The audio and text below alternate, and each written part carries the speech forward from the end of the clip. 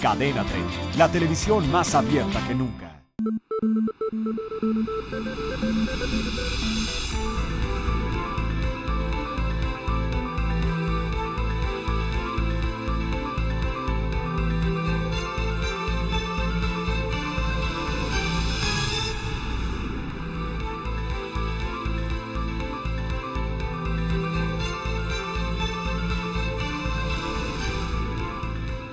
Muy buenas noches, soy Pascal Beltrán del Río, le doy la bienvenida a una emisión más de Círculo de Ideas. En esta ocasión me acompaña Paco Sea. Paco. ¿Cómo estás, querido Pascal? Buenas noches, compañeros. ¿Cómo están? También Martín Espinosa. Martín, ¿cómo estás? Pascal, muy buenas noches a todos. Buenas noches. Pepe, buen día. ¿Cómo están todos? Buenas noches, ¿cómo están? Y Ángel Verdugo. Buenas noches a todos. Jueves y viernes pasado, el presidente de Estados Unidos, Barack Obama, visitó por cuarta vez México, una visita muy rápida. Y el mensaje, por lo menos desde el punto de vista mediático, pareció ser: México y Estados Unidos tienen mucho más que compartir que una agenda de seguridad. Pepe, buen día, ¿cómo viste la visita? Bueno, creo que lo primero que hay que destacar es que teníamos, yo creo que mucho tiempo sin tener, digamos, buenas portadas positivas, buena prensa. Y creo que en esta visita México vuelve a tener un buen tratamiento en la prensa internacional. Llevamos mucho tiempo apareciendo solamente con noticias negativas, violencia, muertes, ejecuciones, etcétera. Y ahora nos dijo que vivimos el sueño, que tenemos futuro, dijo el presidente Obama, ¿no? Que emerge un nuevo México, ¿no? Que hay futuro, que hay prosperidad. Se lo va a llevar el diablo. Los mensajes creo que fueron en verdad pues muy, muy positivos. Creo que el propio gobierno mexicano lo recibió, digamos que logrando que su petición de no circunscribir la agenda a los asuntos de seguridad también avanzó. Es un tema que ambos se cuidaron mucho de no tocar o tocarlo de manera, digamos, pactada. Y ahí una primera consideración, y es, creo que de esta visita lo que resalta no solamente es lo que se dijo, que en efecto, como se hace un momento, ¿no?, tiene como el propósito de relanzar la relación económica y comercial de estos dos socios desde hace más de casi ya 20 años, sino también lo que no se dijo, ¿no? Y en ese punto me parece que el tema de seguridad es importante. Creo que el hecho de que Estados Unidos reitere que va a seguir colaborando con México a pesar de las modificaciones en la estrategia de lucha contra el crimen es una cuestión positiva que en buena medida creo que está dando al país la posibilidad, creo que lo dijo también Obama puntualmente, de que sea México el que diga la última palabra sobre cómo y de qué manera enfrentar este asunto. Ahora, a partir de ahí, pues vienen las interrogantes. Una es que, digamos que esa declaración de Obama saca una discusión que estaba un poco soterrada en el país sobre, bueno, ¿y si hay una nueva estrategia? Y si hay una nueva estrategia, ¿en qué consiste la nueva estrategia? Por un lado. Por otro lado, creo que abre una siguiente interrogante que es ¿cómo va a impactar eso a los asuntos internos de Estados Unidos y del propio Obama en Estados Unidos? Por ejemplo, a la hora de la negociación de la reforma migratoria, en la que uno de los puntos centrales de los republicanos es precisamente la seguridad de la frontera. Fortalecer, exactamente. Sí. Paco, en días previos circuló en la prensa estadounidense, en editoriales, en reportajes, la versión de que no está muy de acuerdo Washington con el cambio de estrategia, como dice Pepe, sea cual sea este cambio de estrategia, que no están contentos. Y yo te preguntaría si en las palabras de Obama, de bueno, México decide, no hay también un poco un dejo de, pues no nos gusta, pero así están las cosas. Mira, primero no estoy tan de acuerdo con lo que dice Pepe, porque creo que finalmente estas agencias de seguridad norteamericanas, llámese la DEA, llámese el FBI, la ATF, empezaron a filtrar sus propias versiones a la prensa, ¿no? En donde dejaron ver que ya no tenían aquella plañidera que siempre en todas las reuniones internacionales se quejaba de que Estados Unidos consumía droga y de que además de todo era finalmente la frontera porosa de las armas hacia México, que era Felipe Calderón, porque en todas las reuniones internacionales lo hizo con exageración, me parece, pero que finalmente se plegaba de alguna forma a la estrategia que tenían estas mismas agencias.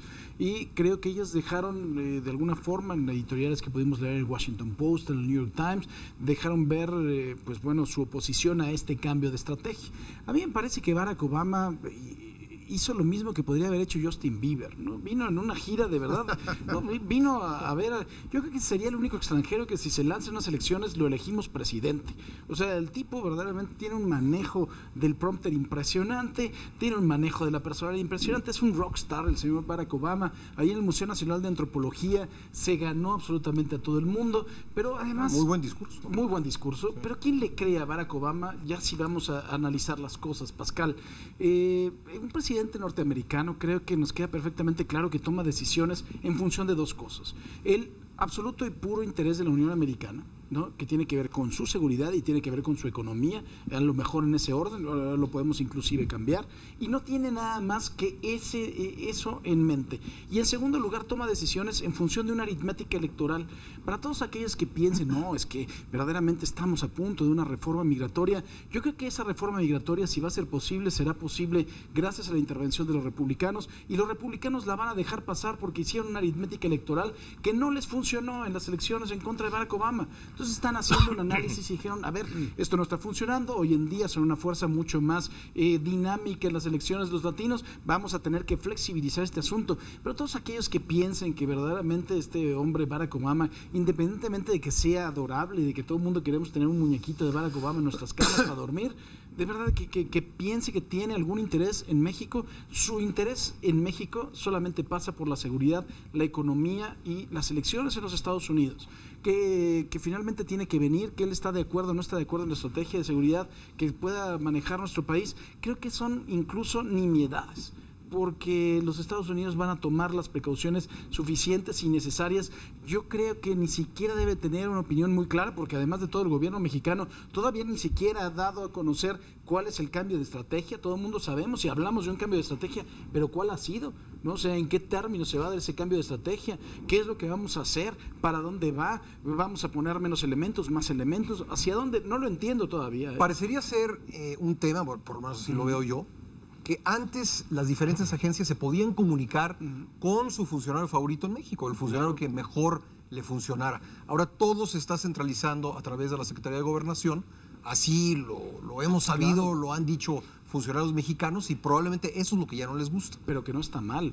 O sea, para México probablemente no, para ellos quién sabe, ¿no? Pero esto estaba verdaderamente, y hemos escuchado y hemos leído además de todo situaciones de cómo el embajador de Estados Unidos le hablaba al secretario de Marina, le colgaba el teléfono y después le hablaban al otro y había filtraciones de información y después el operativo de Beltrán Leiva y que no lo agarraron y que sí le agarraron y que venían y iban los reclamos. La comunicación directa entre la DEA y Genaro, ¿no? Que finalmente creo que no es lo más adecuado, ¿no? Esto tiene que pasar por un orden y tiene que pasar además de todo por una estrategia general y no es nada más saber quién va a dar más golpes porque son más amigos de los norteamericanos o porque tienes más contactos. Digo, finalmente creo que tiene que ser institucional. Yo leía también algunos artículos en los que decían, no, es que el PRI nunca ha sido amigo de los Estados Unidos.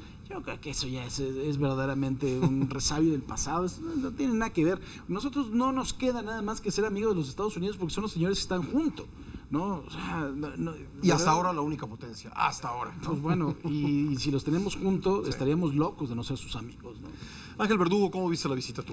Pues de una vez para entrar siendo lumbre, voy a referir también de Pepe, digo, ¿para qué nos esperamos? Pero ¿no? difiere con tanto cariño como yo. Bueno, por favor. Y debo decir también, recordando aquella anécdota del viejo líder obrero don Fidel Velázquez en el destape, como se estilaba antes de López Portillo, cuando lo citó el presidente Echeverría en aquel entonces a los liderazgos, el obrero, el popular y el campesino, y les comunicó que el partido, después de una profunda y extensa auscultación, se había pronunciado por don José López Portillo. Entonces don Fidel, con ese colmillo retorcido que le caracterizaba, le dijo: señor presidente, me ha quitado usted la palabra de la boca, ¿no? Entonces, Paco, en mucho de lo que dijo, me ha quitado la palabra de la boca, pero traigo algunos números que podríamos complementar. Apúntala. Yo veo de entrada en la posición de Pepe, incluso en su colaboración en Excelsior, cierta ilusión juvenil o ingenuidad, que es la palabra que a veces le molesta a él. ¿Por qué? No, Esto yo nunca he manifestado embona, molestia alguna. esto se embona, seguramente ustedes lo notaron, los días previos a la llegada del presidente Barack Obama. Algunos connotados conductores y comentaristas, alguno de ellos que es el maestro de los periodistas, ¿a qué viene Obama? ¿A qué viene? De los presentes no. No, de los evidentemente, nosotros no fuimos a la escuela, ¿no? Él sí, y él tiene a sus alumnos. Nosotros nos hicimos. Nosotros nos hicimos, ¿verdad? Entonces, lo curioso es que se generó un cierto interés. ¿A qué viene Obama? No porque en México de los 114, 115 millones, 80 o 90 son expertos internacionalistas, sino porque somos muy mitoteros. Pero la regla de la diplomacia en tratándose de visitas de jefes de Estado o de pláticas, nadie sabe lo que trataron más que ellos dos. Esta vez, de entrada, hay que aclarar, fue una visita de trabajo. No fue una visita de Estado. Eso de entrada ya marca esta visita. Bueno, perdona que no hubo un solo secretario de Estado. Efectivamente, al ser una visita de trabajo vienen los que tienen que venir. Ni la esposa vino. Muy bien. Segundo, hay 2 encuentros privados entre el presidente Peña Nieto y el presidente Barack Obama. 1 hora y cachito en Palacio Nacional. Llegando. Y otra aquí en Los Pinoles, como diría Héctor Lechuga, con un tequilita de buena manufactura. Yo creo que ahí es donde se definió. Ese era el objetivo del presidente Obama y, ¿por qué no decirlo también el objetivo del presidente Peña Nieto? Yo creo que se han tejido una serie de cuestiones. ¿Cuál, Ángel? Perdón, ¿cuál fue el objetivo? Yo creo que la seguridad, indiscutiblemente. Sí. ¿Por qué razón? Aunque no lo digan, ¿no? Exactamente. Y no tienen por qué decirlo. Yo no he leído en los periódicos franceses, cuando viene la señora Merkel, que 2 o 3 días antes en Le Monde, Le Figaro, ¿a qué viene la Merkel? Pues, ¿qué les importa, señores? Sigan trabajando. O sea, ¿por qué? Porque las relaciones entre jefes de estados son objeto de un grupo muy cerrado de personas. Imagínate que saliera el presidente Peña Nieto. Mañana voy a recibir al presidente Obama y vamos a tratar esto. Digo, eso sería chacota. Bueno, ni los países bananeros manejan sus relaciones diplomáticas así. Segundo, la parte económica. Yo no sé si tengamos claro cuáles son las dimensiones de ambas economías. Para simplificar, la economía norteamericana son 14 trillones de dólares. La mexicana es la 7ª parte de esa economía. Entonces, en esas condiciones, dicen que la economía, es decir, el problema es otro.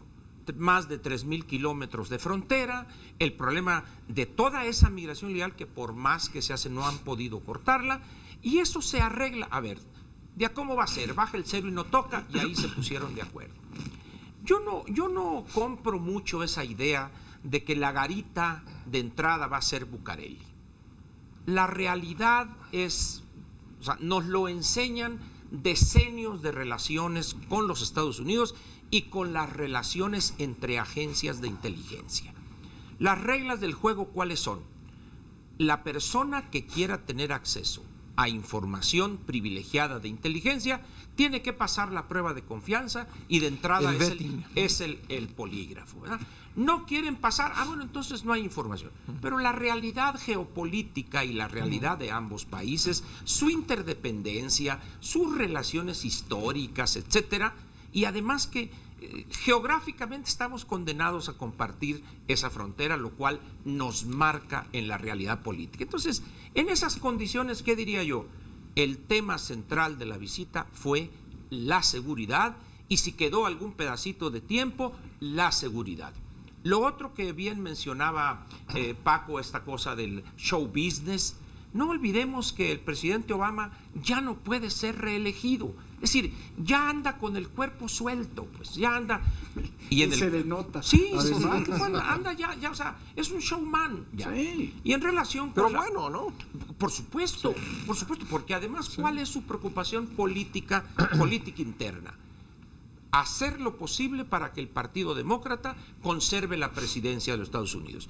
Y uno de los problemas en lo que se refiere a la reforma migratoria, que aquí en México, no sé por qué, con ese concepto que hablaba Gutiérrez Tibón de que somos el ombligo del mundo, los norteamericanos no legislan para países, legislan de manera general, y esto tú como abogado lo sabes perfectamente. No van a hacer una reforma migratoria para México, van a hacer una reforma migratoria para el resto del mundo.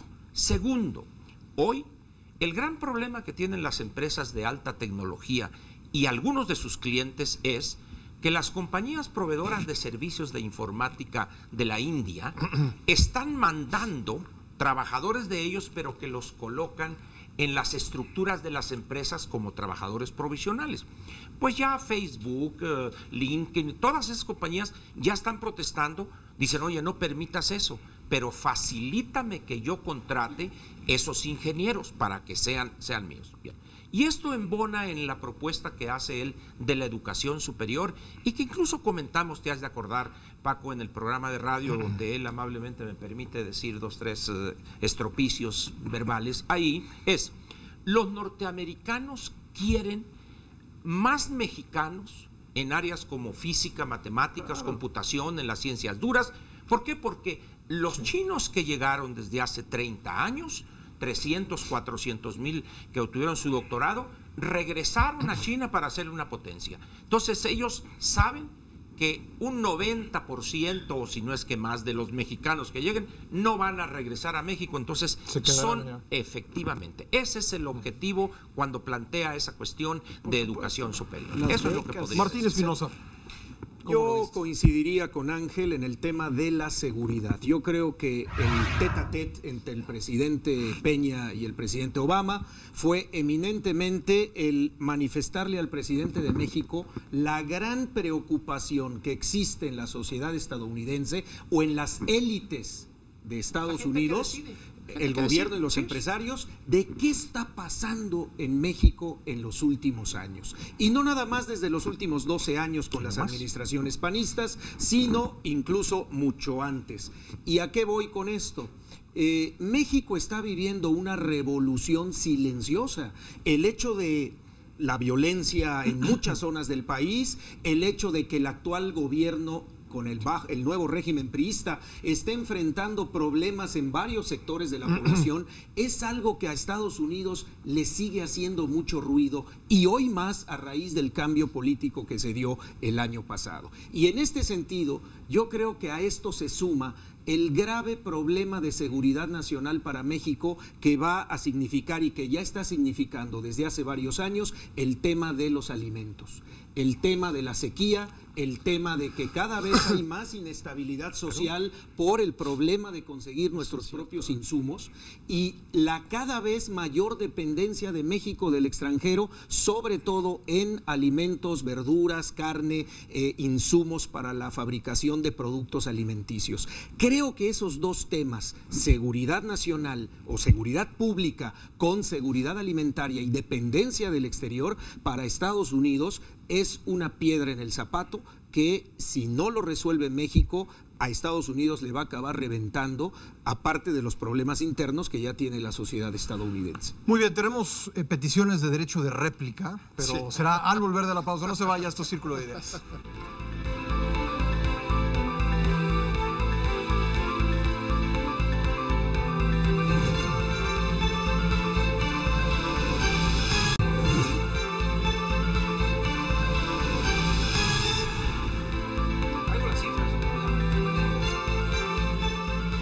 Regresamos a Círculo de Ideas. Estamos hablando de la reciente visita del presidente Barack Obama a México. Pepe, buen día. El derecho de réplica. Bueno, siento que no se están tomando en cuenta algunas declaraciones importantes que creo que merecen, digamos, una lectura fina de la visita tanto en México como luego lo que dijo en Costa Rica, en el que Obama acepta, por ejemplo, que entrarle al asunto de la lucha contra las drogas merece, digamos, que enfoques mucho más multilaterales. Habla de que, al menos en parte, cuando se habla del problema del narcotráfico, no se debe desligar del asunto de pobreza. Y en el caso de México me parece que es muy relevante. Yo, por supuesto, no puedo especular sobre qué es lo que habló con Peña, porque no estuve ahí. Seguramente Ángel tuvo alguna clase de informante particular. Pero ateniéndome a lo que a lo que se puede ver y a lo que se puede apreciar en la visita, me parece que es importante el punto que destaca respecto a seguridad, y es lo que tiene que ver con la colaboración de Estados Unidos en la lucha contra el narcotráfico en México. Me parece que Obama no vino a preguntar qué es lo que está pasando aquí, y ahí diferiría de Martín, porque si alguien sabe lo que sucedió en dijo los que lo últimos haría, años, en una conferencia dijo, bueno, voy a preguntarles de qué se trata la estrategia y entonces decidiré al respecto, ¿no? No voy a prejuzgar, pero evidentemente estaba reaccionando, por un lado, a las filtraciones, y ahí coincido con lo que decía Paco, a las filtraciones de las agencias norteamericanas de lucha contra el narcotráfico, que son las que estuvieron generando información que obligó a la pregunta antes de que viniera. Ahora, y ese me parece que es el punto importante, ¿qué es o quiénes son quienes perderían con un cambio de la estrategia, por lo menos en términos de la colaboración entre los dos países en la lucha contra el narcotráfico? Por supuesto, estas agencias. Y el hecho de que el propio presidente Obama esté aceptando que va a disminuir la colaboración de Estados Unidos hacia México, sobre todo lo pienso dentro del contexto de la iniciativa Mérida. Ya hemos tenido informaciones, por ejemplo, de la petición mexicana de esos recursos que no se destinen la mayor parte a comprar armas o a equipo o asistencia militar, etcétera, sino a prevención. Bueno, en ese cambio, en esa modificación de entrada de la proporción del dinero que se utilice en la iniciativa Mérida, quienes van a perder, por supuesto, son estas agencias. ¿Quiénes son quienes están o estarían interesados en presionar para hacer o evitar que se modifique la estrategia? Por supuesto, las agencias de seguridad. Yo creo que en la teoría Pepe tiene mucha razón, pero aquí yo veo muchas cosas. Primero, que yo no le creo nada por una cuestión ni a Obama ni a Peña. O sea, en el sentido de que dice uno, yo voy a respetar mucho el asunto de tráfico de armas y el derecho de los ciudadanos a comprarlos, porque es nada más un asunto que tiene que ver con la Unión Americana y su Congreso. Pues bueno, nos están... Perdón que utilice el término, nos están jodiendo finalmente a partir de la libertad que tienen para comprar esas armas, y eso es real. Ahora, y por el otro lado dice también Obama, yo voy a respetar totalmente la libertad que tiene México de perfilar su política en materia de seguridad. Tampoco van a respetar un cuerno, porque tiene que ver con su seguridad y con la frontera, y creo que eso es algo que para esas agencias es muy importante. Pero también yo nada más me pongo a hacer un análisis de lo que está pasando en México y de cómo hemos vivido engañados, ¿no? En el sexenio anterior, tanto Felipe Calderón como Genaro García nos vendieron una policía federal que era una maravilla, ¿no? Pero era una cosa, además de todo, tecnificada, y además de tecnificada con ya controles de confianza, y acabamos de ser testigos entre el jueves y el viernes de un operativo de asuntos internos de la Policía Federal, en donde la estación Coajimalpa, en donde estaba el comandante Puma, inspector en jefe, que es uno de los decanos de la Policía Federal, en donde le pidieron 40,000 pesos a un usuario simulado, porque fue a hacer la denuncia. Asuntos internos les dio los billetes, los marcó, los selló, los fotocopió, se los puso ahí al usuario, fue y se los dieron directamente al famoso comandante Puma. Fueron a hacer un operativo, encontraron otros 37,000 pesos en un casillero, encontraron marihuana, encontraron alcohol en las patrullas, y esa es la policía con la que nosotros queremos ir en contra del crimen organizado. Pues yo creo que Obama debe de estar aterrado, o sea, debe de haber dicho... sí es un asunto muy directo de los mexicanos, y debe estarle hablando a su secretario de la Defensa, oye, tráete para acá unos 100,000 efectivos para la frontera, porque esto va a tronar, ¿no? O sea, en la teoría tienes mucha razón, y así debería de ser, pero a ver, Paco, la posibilidad de que estén sacando este razonamiento, como dice el mayor involucramiento, no haya diálogos, como dicen en la Cámara de Diputados, que no haya diálogos. A ver, este razonamiento, el mayor involucramiento que ha habido el de Estados Unidos en la lucha contra el narcotráfico en México, no solo no redujo la violencia en los últimos años, sino que la exacerbó. Y el saldo que dejó en términos de ejecuciones y de muertos es altísimo. Claro, podríamos estar asistiendo a que el propio presidente se dé cuenta de que tienen que hacer... Claro. ¿Cómo con esa policía federal? Pero ¿cuál es la responsabilidad de Estados Unidos en eso? A ver, Ángel Verdugo. Yo creo que volvemos a lo mismo. Otra vez Paco me quitó la palabra de la boca. No seamos niños de pecho. En las relaciones entre estados priva no lo que se dice para la galería, sino la realpolitik acá en cortito. La desconfianza de la estructura pública norteamericana hacia nosotros es histórica y además bien ganada, o sea, no vamos aquí a andar con subterfugios. Los norteamericanos saben perfectamente cómo se ha enriquecido fulano, metano, perengano, etcétera, etcétera, pero como dijo Roosevelt, el peor, no el malo, sino el peor de principios de siglo, cuando dijo, es un tal por cual, refiriéndose, no recuerdo si a Trujillo o a Somoza, pero es nuestro hijo de tal. Es decir, el problema para los norteamericanos no es si nuestros funcionarios se enriquecen con el puesto.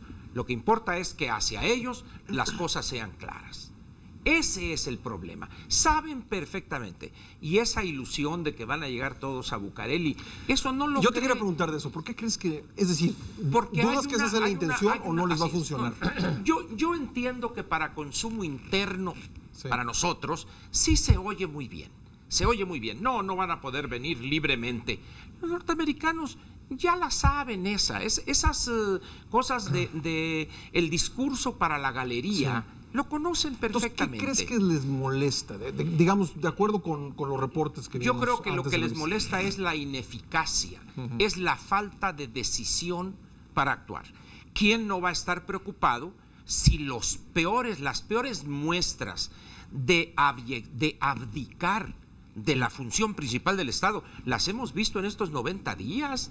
Bueno, veamos lo que ha pasado hace 3 días en el caso de, ahorita ya vamos con la UNAM, ese tema, de Guerrero. Sí. Veamos, 4 órdenes de aprehensión ejecutadas, se los traen aquí, 2 a un penal en Tepic, 2 a Perote, y luego de repente sale que, no sé si en el mismo avión o en el mismo helicóptero, los traen, les dan su exoneración, no sé en qué condiciones, no se ha planteado, porque uno de ellos dijo, aquí traigo este documento donde me exonera.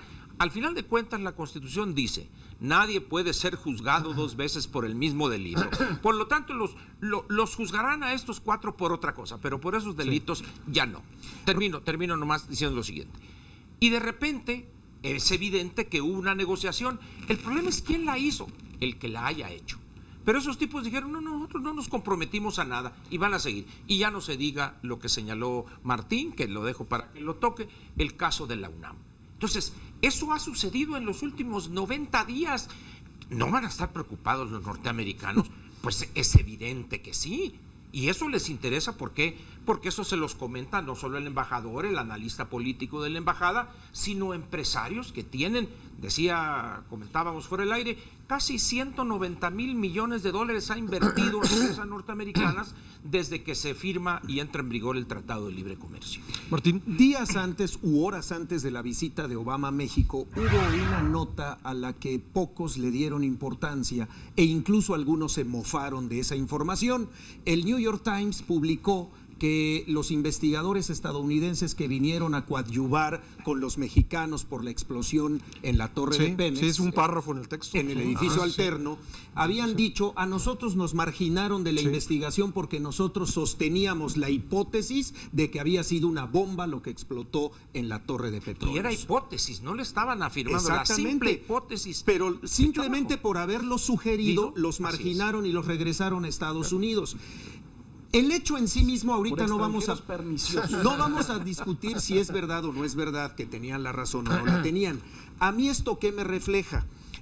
Este dato me sirve para mencionar que en los últimos meses la Procuraduría General de la República le ha ido quitando a instancias que han coadyuvado en la inteligencia mexicana, como la Secretaría de Marina y el Ejército Mexicano, que tienen secciones de inteligencia exprofeso, la PGR les ha ido quitando caso concreto, y lo tengo de buena mano, el tiroteo a oficiales estadounidenses en Tres Marías, cuando iban al campo de tiro, en la carretera, al campo de entrenamiento.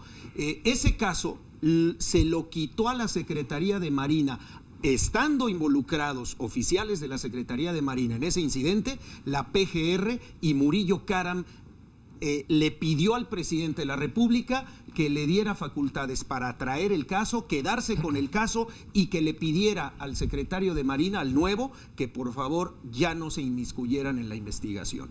¿Qué nos está diciendo todo esto? Bueno, por un lado, el querer jalar todos los hilos de ciertos temas sensibles para la seguridad nacional, pero por otro lado, de cara a lo que pasa en Estados Unidos o al interés de Barack Obama por conocer toda esta situación, perdón, Pepe, pero yo creo que Estados Unidos no tiene información fidedigna a la luz del cambio de gobierno de todos estos temas que siguen creando mucha inestabilidad en la sociedad mexicana. Ahora, Martín, yo no sé qué tan malo sea la decisión de Murillo Karam de atraer esa investigación. Te voy a decir por qué. Sí, yo no digo sea malo o bueno. No porque no haya capacidad en la Secretaría de Marina, yo creo que hay y de sobra. Pero el asunto es una carencia jurídica muy importante. ¿Qué hace la Secretaría de Marina investigando en materia de inteligencia un asunto que es estrictamente del fuero común? Totalmente de acuerdo. Ese es el problema, y además de todo no ha habido ni siquiera decisión política de nadie para legislar al respecto, decir, a ver, están los señores metidos, está el Ejército Mexicano, está la Secretaría de Marina, entonces vamos a darle el marco jurídico. Pero eso te habla del para desorden, que puedan entrar. Estoy de acuerdo. Es un verdadero desorden un lo desorden que se ha generado interno. Pero que afecta de alguna manera la situación política, pues. No nos atrevemos a legislar, como dice Paco, este tipo de situaciones. Tendríamos que crear el fuero militar o alguna cosa así, es decir, pero es evidente que producto de esta combinación de factores donde el papel protagónico en la lucha contra manifestaciones del delito en México, que es el Ejército y la Marina, urge resolver el problema del soporte jurídico. Ahora, habría que ver cuál es la intención de una investigación. Claro. ¿Cuál es la intención? Finalmente, descubrir, pero ¿descubrir para qué? Para encontrar un culpable. Según la Constitución, quien tiene el monopolio de la investigación es el Ministerio Público. Quien nada más puede iniciar una averiguación previa es el Ministerio Público. Quien puede nada más, quien tiene el monopolio de la acción penal es el Ministerio Público. Entonces, claro que les da mucho miedo a cualquier político que le digas, oye, dale la facultad de iniciar una averiguación previa y de consignar un expediente a la Secretaría de Marina, al Ejército Mexicano. Claro. No, porque entonces van a saltar los otros, van a decir, no hombre, ¿cómo? Si estos han sido los que nos han perseguido durante tantos años, ¿cómo les vas a dar esa facultad? Y ya caes en el terreno de la política. Pero entonces no los estés desgastando, ¿no? Los estás sacando en la calle y los tienes en un desgaste tremendo. Pepe, buen día. Bueno, la verdad es que una de las cosas que dijo Obama es que venía a tratar de cambiar estereotipos que había en el país. Esa fue una frase respecto de Estados Unidos. Y veo que algunos estereotipos permanecen después de escuchar algunas de las afirmaciones que ha hecho Ángel durante el programa. Y ahí me gustaría hacer dos señalamientos. El primero es el enorme involucramiento que tuvo Estados Unidos y sus agencias en la lucha contra el narcotráfico en los últimos años. No solo no fue eficaz, sino que fue absolutamente limitado para detener el crecimiento de la violencia en el país, al menos en los últimos 6 años. Y luego, no hay que dejar de ver que también del otro lado ha habido cambios y han pasado cosas respecto a cómo abordar la lucha contra las drogas. Ahí está, por ejemplo, cómo ha avanzado la legalización, el consumo de marihuana en muchos estados estadounidenses. Y que podría ser una realidad en California en poco tiempo, ¿no? Así es. Y el otro tema es el enfoque cada vez más de salud, de problema de salud pública que se incorpora, digamos, en el combate contra las drogas. Esa clase de cosas que están pasando ahí también repercuten dentro de las perspectivas del gobierno estadounidense, que obviamente no necesariamente las van a compartir las agencias como las de seguridad, que se benefician del negocio de estar enviando armamento, equipos y capacitando y etcétera. Por eso me parece que es importante ver, y creo que sí, que hay cosas que se están moviendo.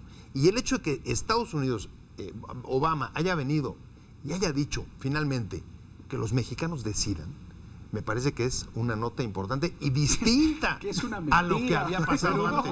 Para consumo interno es correcto. comparto eso. Pepe, Pero en diplomáticamente es sensacional, pero en la práctica no pasa eso. Pepe, si yo tuviera dinero, compraría a Obama para que sea el noticiero de las mañanas de Cadena 3. Es muy bueno. Terminando la presidencia. Oye, hombres de poca fe.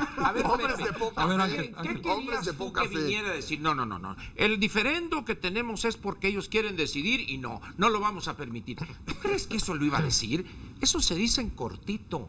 Pero para las galerías, para el aplauso, para que se vea que se defiende la soberanía, y aquí los agentes de la DEA no andan armados hasta los dientes. Es más, hasta los Ángel, dientes. para la galería. Es más, dime una declaración que haya hecho en México ¿Quién? para la galería, digamos, de su oposición interna en Estados Unidos. Dime A ver, una. Obama. No. Una. Pero es que él no tiene oposición, Una. por favor, no se va a reelegir. ¿Cuál oposición? Ya no se va a reelegir. El señor Por ya supuesto, no tiene. Yo nada más Por una supuesto, pregunta. la ¿Por qué oposición republicana en el por qué Congreso? se le Dime vio una. Tampoco a Peña con Obama en esta visita.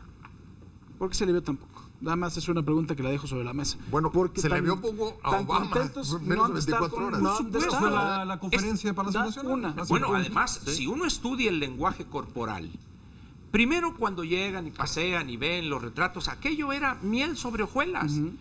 Posteriormente salen de la plática privada de los dos solos, y en ese momento cuando uno analiza, repito, el lenguaje corporal de ambos, Peña está- evidentemente... El presidente Peña está... O sea, como muy diríamos responsible. de chamacos, mira, los regañaron. Es evidente que los norteamericanos no dan paso sin guarache, hombre. Aunque sea zapatos Bostoniano. Rockford o bostonianos. Digo, o sea, es decir, a lo que vienen, pues. Y esta visita de trabajo, a eso venía, a sentar las cosas. Entonces, esto para las galerías, como ustedes decidan, a sabiendas de que el señor va a decidir como yo quiero que decida. Muy bien. Punto. Porque no tenemos otra opción. Somos el 7% de la economía norteamericana, el 7%. Esa es una realidad financiera económica. Punto. Es como cuando mi papá me mantiene y Así me le es. dice, sí, sabes que no tienes madre, papá, porque préstame el coche y después, Sí. cuando viene la cuenta del American Express, digo, ay, papá, ¿cómo te ¿Cómo quiero? te ¿no? quiero? Así Pues sí. es. Muy bien, vamos a cambiar de tema, vamos a ir a una pausa, pero regresando hablaremos de la situación en Guerrero y también la desocupación de la Rectoría de la UNAM. Volvemos.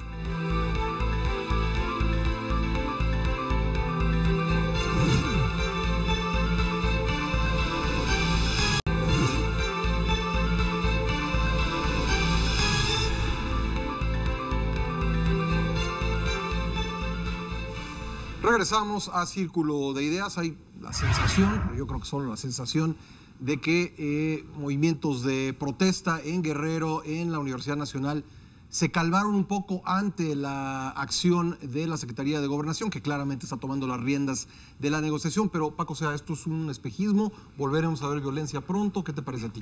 Mira, yo estaba pensando muy profundamente cuando veía las intenciones del rector Narro de negociar, que yo creo que si John Nash, cuando hizo su famosa teoría del juego, de la negociación, le hubieran dicho cómo negocian aquí en México, ¿no? Pues se hubiera vuelto, la esquizofrenia se le cura, ¿no? Porque tú tienes que negociar finalmente con alguien que tiene algo que darte, ¿no? Y tú tienes algo que darle a esa persona y finalmente el beneficio que se va a alcanzar es para todos.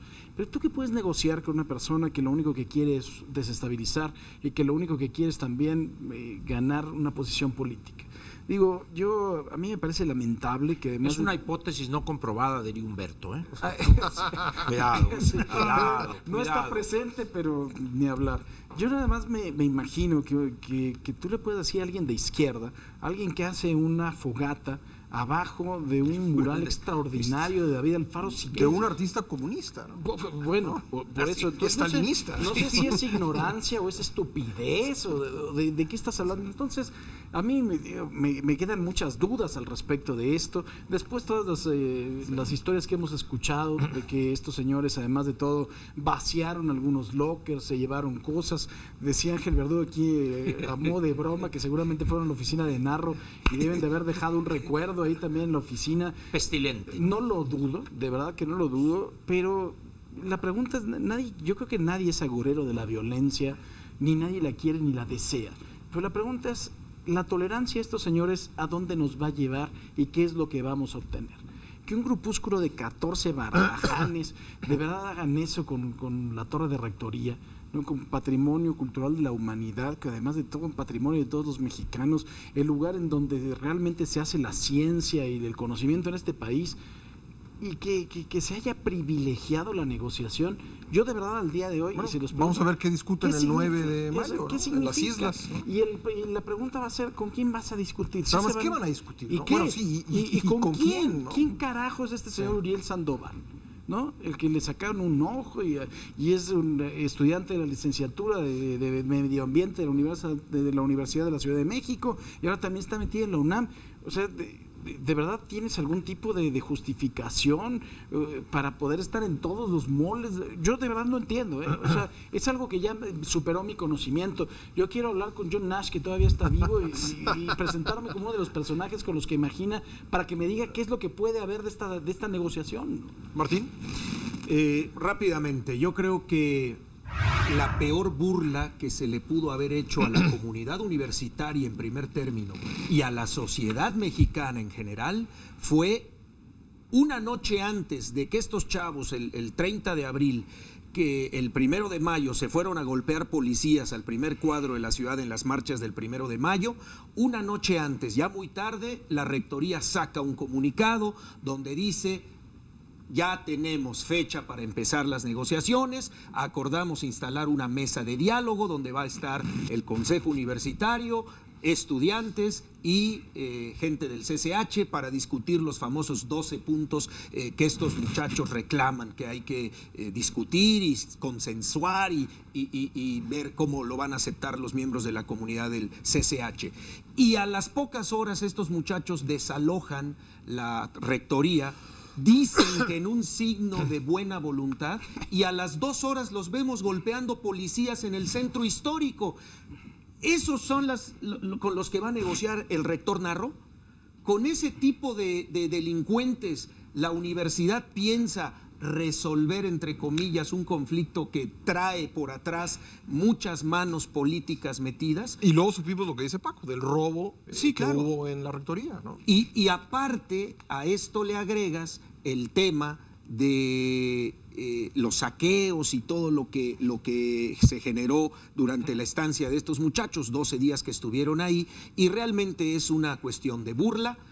La sociedad se siente verdaderamente defraudada de las autoridades universitarias y obviamente pues reitera o ratifica mucho de las ideas que tiene con respecto a qué hay detrás de todos estos movimientos desestabilizadores en la universidad. A ver, yo quería preguntarle a Ángel Verdugo sobre eso. ¿Tú ves relación entre todos estos grupos, Michoacán, Guerrero, la rectoría? ¿Ves algo orquestado? De facto, sí. En el caso de Guerrero específicamente, yo he planteado la hipótesis, como diría Humberto, hipótesis no comprobada, Ángel. Verdugo, eres un agente del imperialismo. Yo estoy convencido, no tengo más elementos, sino la experiencia personal de hace años, de que quien realmente está atrás en el caso de Guerrero son el EPR o el ERPI o alguna manifestación de estos remanentes de la guerrilla o de los movimientos de Lucio Cabañas y de Genaro Vázquez Rojas. No tengo duda, y creo que a medida que se vayan dando más acontecimientos se aclarará eso.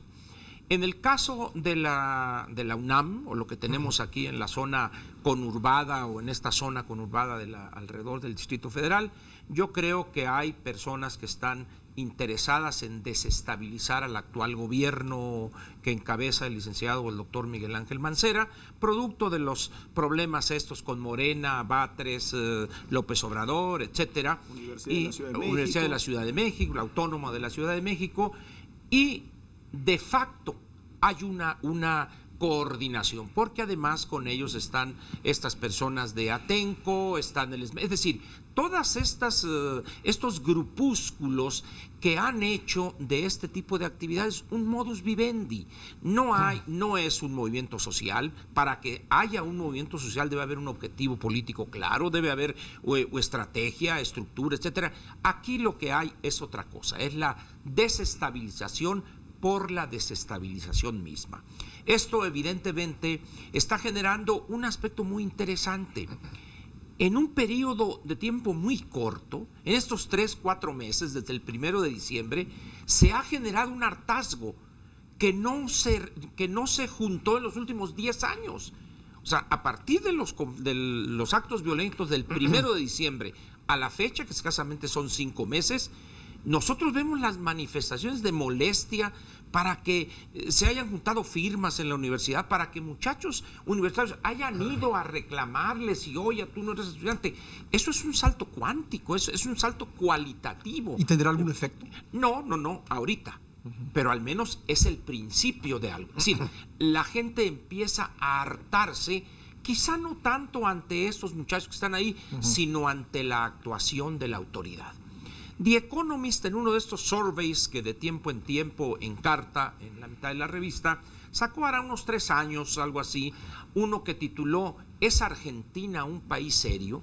Yo creo que se equivocaron los de The Economist. Esa pregunta debe estar reservada para nuestro país.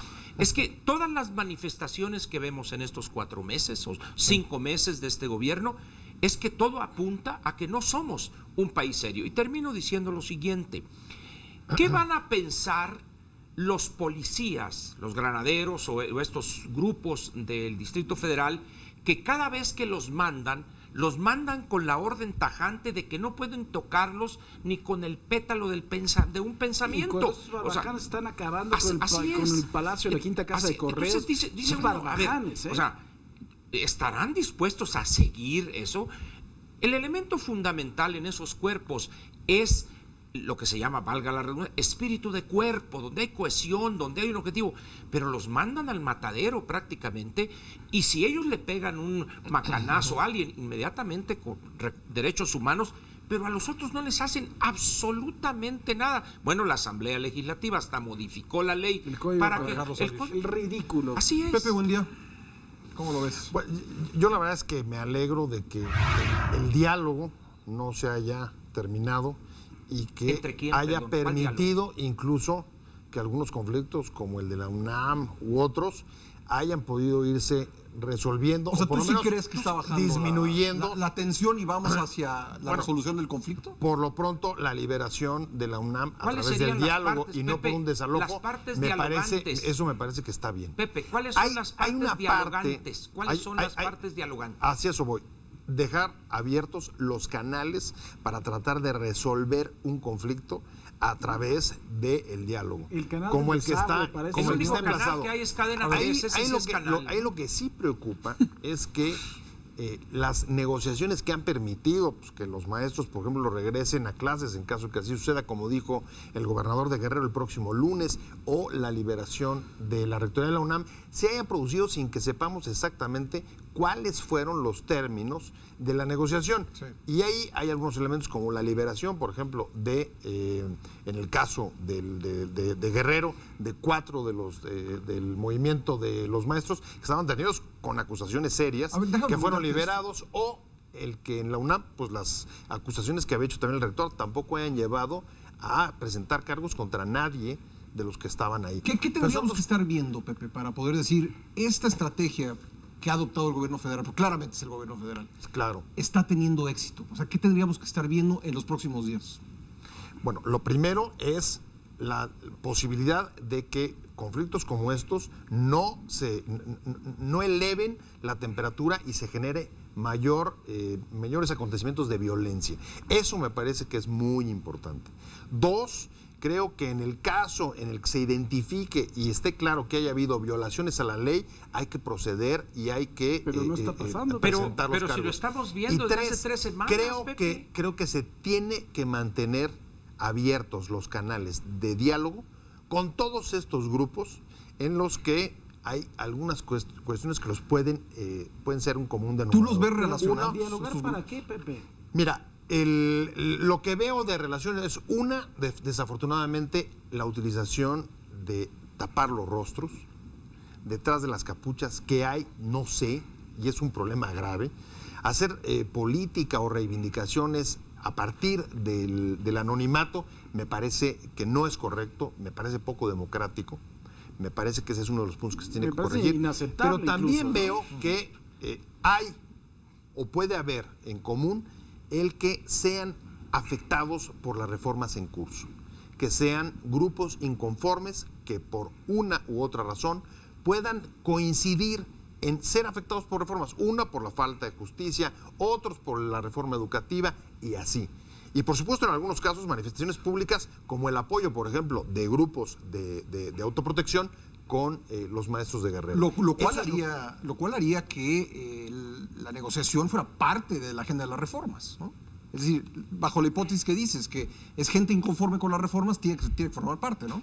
A mí me parece clave. Y además creo que están puestos, el terreno está puesto. Sí. Hacia adelante viene, por ejemplo, en el caso de la reforma educativa, los que estén o han sido afectados por ellas, hay que incluirlos, hay que dialogar con ellos. Y ahí están las leyes secundarias donde se van a especificar la manera de implementarlas para poder negociar en ese contexto. Paco, para irnos. Difiero totalmente, Pepe, en dos cosas. Primero, no podemos tener una UNAM así. Yo no soy estudiante de la UNAM, pero verdaderamente a mí me da mucha pena tener un rector que es la Carmelita Salinas de la educación. Opina de todo absolutamente, pero nada de lo que tenga que ver. De verdad, o sea, creo que ahí no puedes permitir que le falte el respeto hacia la UNAM y además de todo con lo que piden estos chavos, que de verdad no creo que ni siquiera ellos lo sepan bien, Pepe. Y además de todo, yo creo que hay reformas y verdaderamente creo que la democracia es así, que estas reformas van finalmente a beneficiar a la mayoría y vemos ahí también la declaración de la presidenta de la Junta de Gobierno del este nuevo Instituto de Evaluación, que dice finalmente, a ver, creo que la evaluación tiene que acabar con despedir a los maestros. Híjole, qué fuerte, pero tiene toda la razón. El maestro que no sirva, ni claro. Para irnos, ¿en qué términos? Diría lo siguiente: Pepe empezó con ingenuidad y terminó con ingenuidad. Para que dos partes dialoguen, lo hemos dicho aquí, tiene que haber la intención de llegar a una posición común. Hasta ahorita lo que han demostrado tanto los dirigentes de la CETEG y sus integrantes, como estos chavalos o lo que sea, estos vándalos de la UNAM, no han manifestado en momento alguno la mínima disposición a dialogar de lo que sea. Martín, para irnos. Ya, por último, yo diría que mientras no se respete el marco legal, cuando hay este tipo de vandalismo, cuando hay este tipo de violaciones a la ley y el Estado, y en este caso el gobierno, la autoridad, no hace valer la ley, no habrá negociación que valga para realmente ser serios y decir: este conflicto va rumbo al diálogo.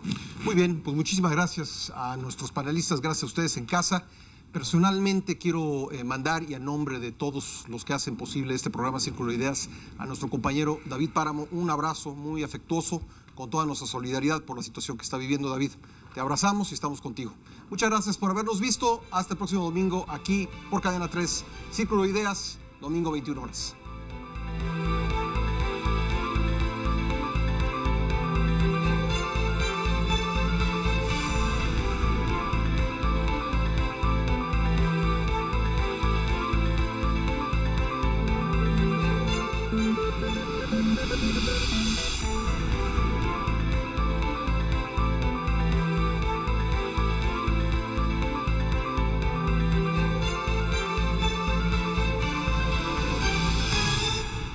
Cadena 30, la televisión más abierta que nunca.